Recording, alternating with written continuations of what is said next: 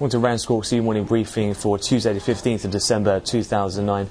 Taking a look around the markets at the moment, a recap of what we've seen overnight and in Europe. We've got a case of slightly higher fixed income and lower equities. Financials have been a slight underperformer, and we have seen a bit of risk-averse trade to get the markets underway in the Eurozone. That was chiefly buoyed out of news coming out of Austria this time in the Eurozone. The Press, a local news agency, they reported that Austria's 3 banking supervisory authorities have put Österreichische Volksbanken AG under surveillance for possible nationalisation. That was cited on the Bundesliga website. It is being flagged as a factor in terms of what weighed on the euro as well this morning and gave a safe haven bid to the dollar index. That bank in Austria is the 4th largest bank, and there was some talk of a potential 20 billion euros at stake or on the line. That, of course, follows the Hypo Alpe Adria, Austria's 6th largest bank, which was 100% nationalised yesterday.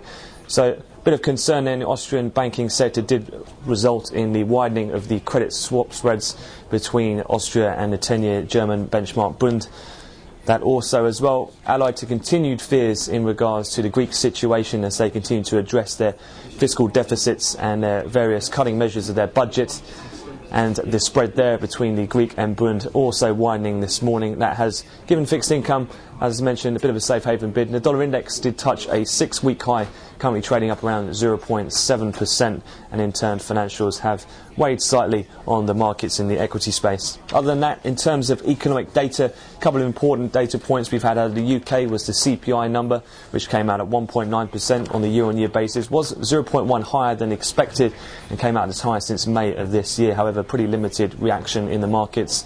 Similar story as well with the German latest ZEW survey, which was broadly in line with expectations, with the ZEW economists stating that the ECB are unlikely to change rates in 2010.